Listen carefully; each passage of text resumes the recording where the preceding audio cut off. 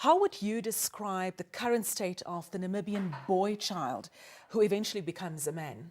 I think we have to look at the context within which the child finds himself, the family context. What does that look like? What is the environment within which the child grows up, the community, the society?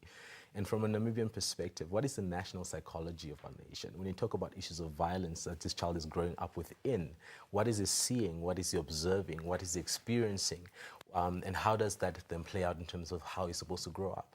And when you talk about issues around the repression of and the socialization of that repressed feelings that the young boy is not able to express because he's told that boys don't cry, or he's told that do not be a sissy. There's a lot of gendered insults that are given to the young boy. Or when you look at entertainment and culture and family and how violence has become so normalized. So when you think about a young boy growing up, you have to look at the context within which a child is growing up and ask ourselves, what is the impact thereof, and why does the actions of the young child then demonstrate themselves when they are an adult? And I think one of the key things we don't really unpack is that we want to deal with these issues only after the fact, but we don't really deal with the fundamental issues that continue to perpetuate the violence that this child experiences, sees, and then continues to perpetrate later.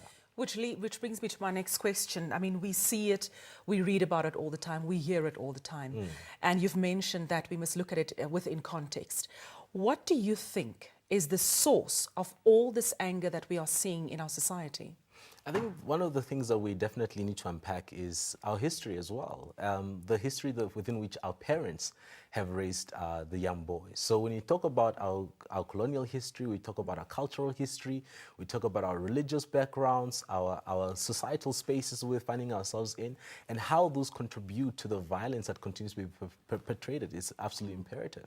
Now, if we're not whole and healed adults, how do we expect to raise up whole and healed children ourselves? So you see a lot of the generational trauma also playing its role in how we raise our kids and the kinds of children that eventually come out and continue to perpetrate violence. So when you think about these issues, we have to open up the conversation beyond just the violence that is taking place at the current moment and start to unpack the surrounding ecological issues that continue to have an impact and influence on the kinds of men that we are raising.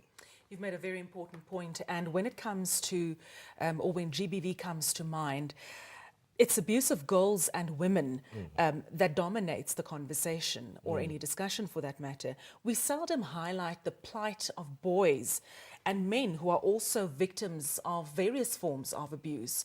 Why is this so? I think definitely it's imperative to understand that women and girls are disproportionately affected by violence. So that is one thing that we need to understand. But the second thing is that when you talk about gender-based violence, it's violence that's perpetrated because of your gender. So it does not discriminate against men or women, girls or boys. It's violence that's perpetrated because of your gender.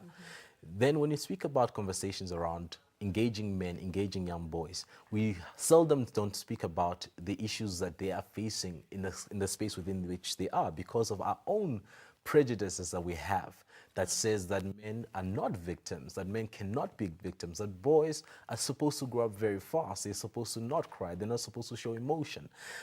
So we speak from our own prejudices and our own lenses and worldviews that continue to disenfranchise young boys from actually getting the necessary help that they need. And we have to recognize that young boys are actually vulnerable, equally vulnerable as young girls are, and that we need to be able to protect each one of them equally when we speak about protective systems and issues. You've emphasized that toxic masculine gender expectations teach boys they can't be victims. Yes. We've heard that boys, you know, they're competitive, they must be resilient, they must be self-reliant, etc., etc. How do you think society can change this mindset? Because after all, isn't that what it is? It's a mindset that needs to change. I think introspection is imperative. We have to look at ourselves, and we have to look at the way that we are raising our children. We have to look at the way that we have been raised and how we are raising our kids.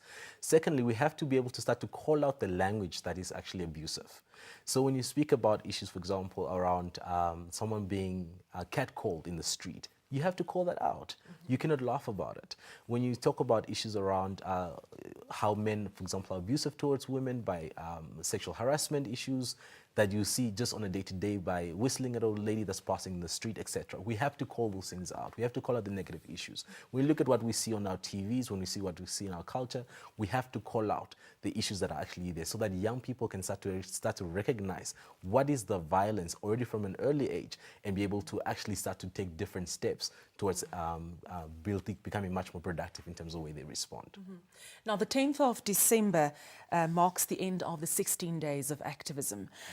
What do you think people who want to play their part can do to make a difference where they are and with what they have?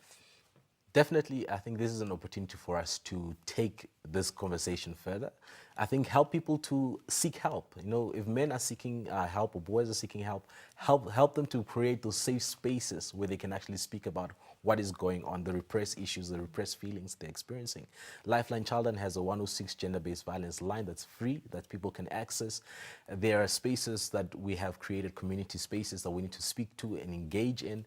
We need to start looking at healthy masculinity. So how do we start to strengthen that? We're not saying we're pushing masculinity away. We're saying how do we strengthen positive masculinity, positive parenting, positive fatherhood? How do you start to exemplify that and amplify it further so that we can actually start to celebrate some of the good work that is actually happening so that that can eventually start to become a role model so that we are not so all the time faced by the negative issues that are surrounding us.